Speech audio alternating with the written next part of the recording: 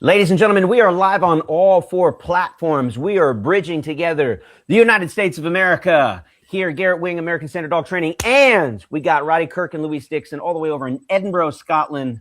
The uniting of 2 worlds, the uniting of 2 countries. It's a lot like wearing a kilt and chugging a Miller Lite. That's how I picture it. And we were talking offline, Roddy. Let's get right into it. I know what the folks want to know. When I go to Scotland, and we're doing some dog training, I already got my kilts picked out. You know, we're going camo. I just need to know, do I go commando or do I have to wear like boxer briefs under the, I want to do it right, man. I want to do it official. I don't want to break any customs. So do I go commando or I should wear like tighty whities? What are we doing? No, you have to go full Scottish, which is completely butt naked. Just no headstands. Butt naked.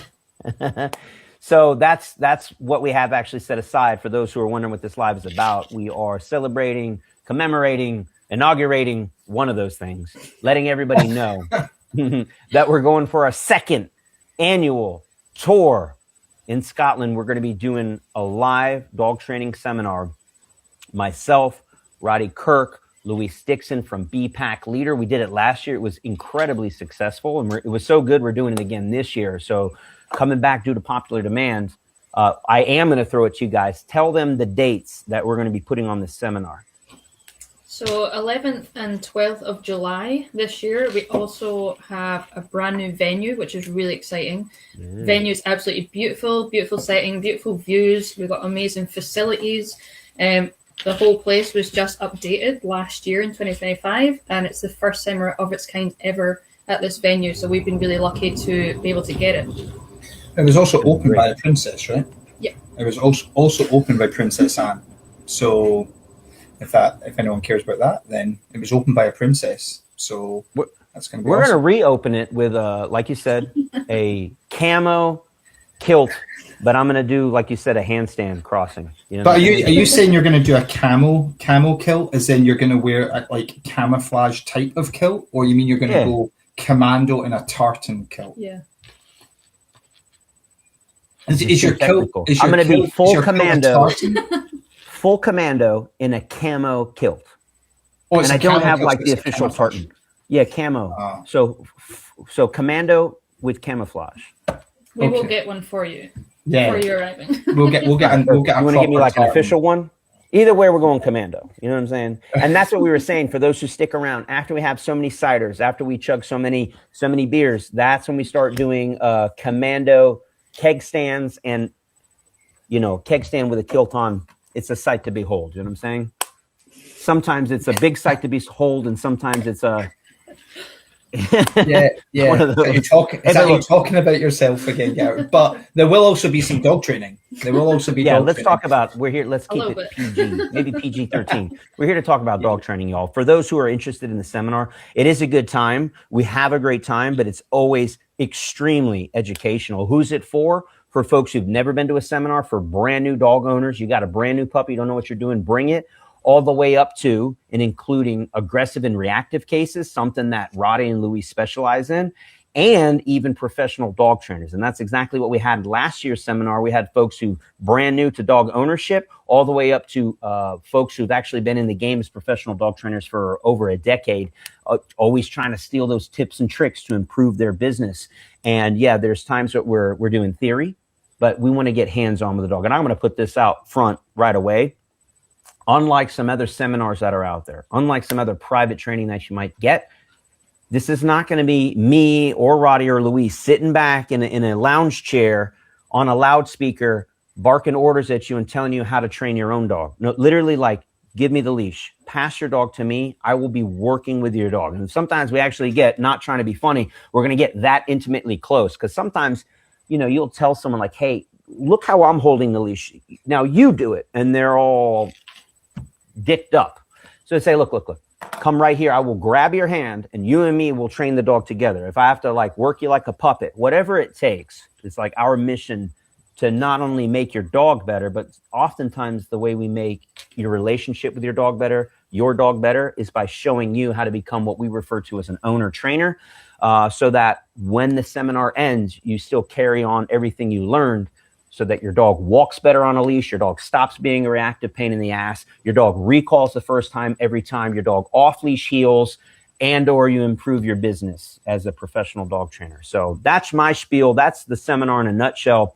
Walk and talk them through anything else you want to add in there. You want to go first, or you want me to go first?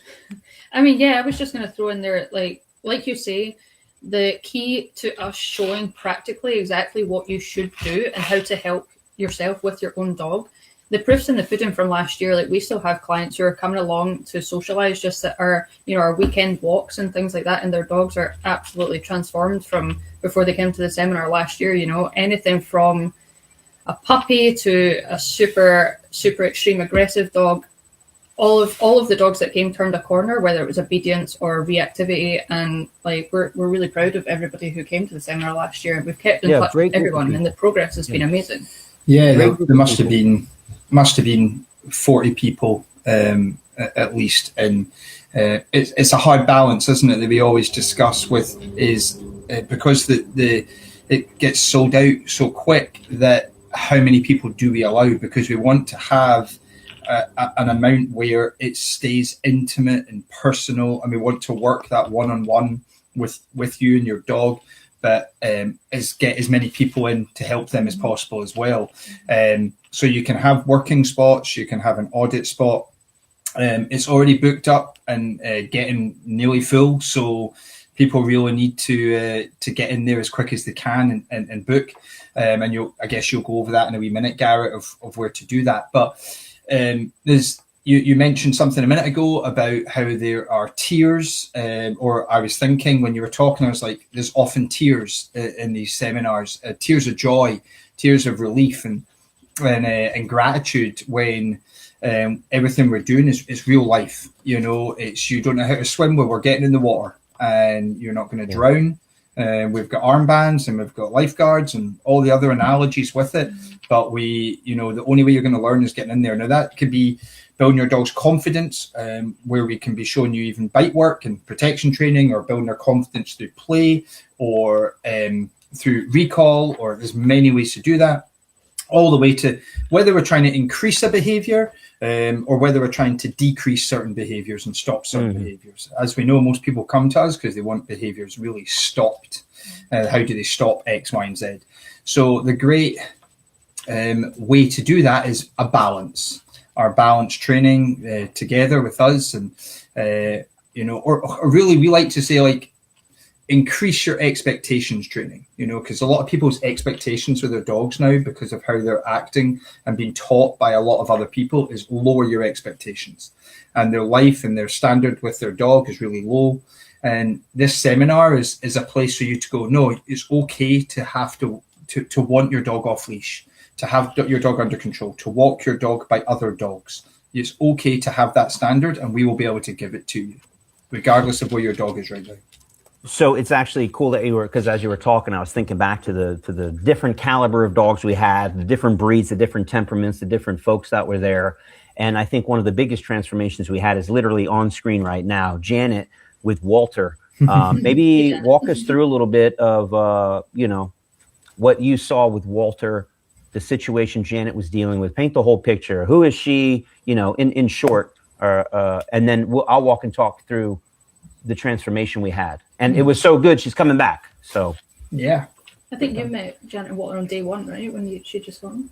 Yeah. So we've known Janet a long time, and Janet is done wonderful in the world of rescue, especially bully breeds. She's actually extremely experienced with bully breeds and has had many. And then she got the infamous Walter. And her other one, Walter's little sidekick, is called Dogo. Both in rescues. Walter's this big, massive XL bully type. And probably, what do you think? Yeah. Like 100, 110 pounds, or she can let us know. He's a beefcake. Yeah, handsome dog. In the UK, we really think of in kilograms. So he's easily going to be 50 kilos. Yeah. So that's what's that one? At least 120. 110, 120, just a beefcake, man. Very powerhouse. Yeah. Powerhouse of a dog. And Janet is, I don't want to misquote the age, but 50s, late 50s. early 60s maybe, and probably Walter weighs as much as her, if not more.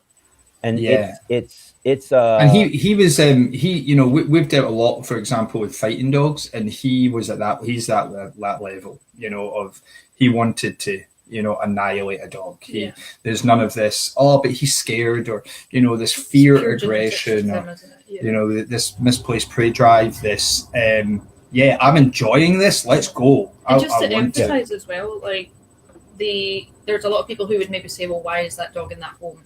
Well, obviously, most people will know we had a few years ago this XL bully ban all over the UK, and it was really sad. But Walter had no other option. Janet did really well at rescuing him, so there is no other option. And now legally, he wasn't allowed to be rehomed or passed to anyone else, so she had no option but to help this dog and to transform his behaviour, because they both couldn't live the way that they were living, with his behaviour. So.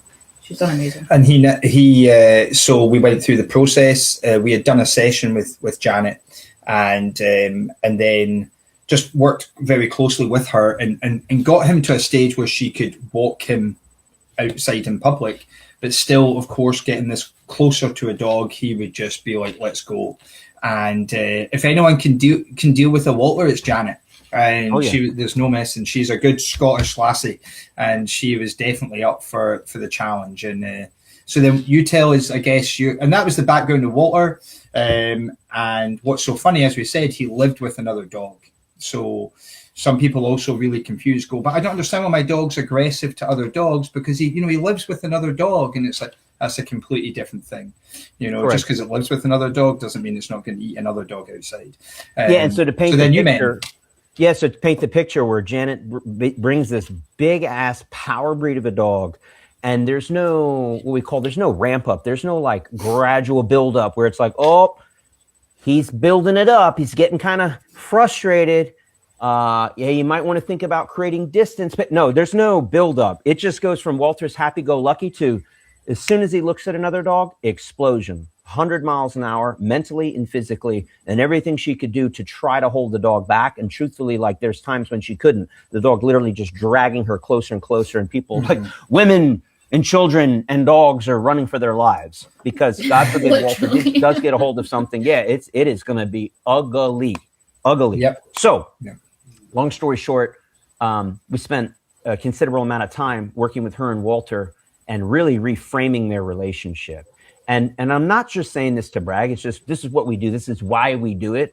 Talk about a complete 180, complete black and white transformation from Walter being just, big dick swinging to looking at her as yes man. He went from being like general badass to a perfect, well-behaved soldier, respecting her maybe for the first time in his life. And all it took was just a touch of tough love, just a touch, just a couple small tweaks in how she manages him. And for those who might be wondering, like, what does it entail? Look, I can't condense an entire weekend-long seminar into this. I mean, we could spend a couple hours talking about just Walter and Janet and the transformation, but suffice it to say, if we wait till the dog blows up and then we try to fix it, that's not actually, you can absolutely do things to address that. But actually the secret sauce is like the little things you do just in the day-to-day life with Walter so that he doesn't even think about acting a fool. And I'll just give you a human example, if I may. Do you wait until your teenage kid sneaks out of the house, does some high-level bad narcotics like smokes crack, then jumps into a stolen car and does a drive-by shooting and kills somebody? Is that when we pull the kid to the side and have a chat with the kid and say, like, we might want to talk about how you should consider changing things in your life? No, the argument there is it's too far gone. It's too little too late. And I'm just telling you this from the background as of being a police officer. Like, there's a point in time where it's like, you want me to fix that? Yeah. How about we roll it back and it's the same with your dog? So y'all can write this down if you want. Not Roddy and Louise. Everybody who's watching, who's dealing with a dog that has issues. How about we take that same example with the kid and go, hey, have you brushed your teeth today? Did you clean your room? Have you done your homework?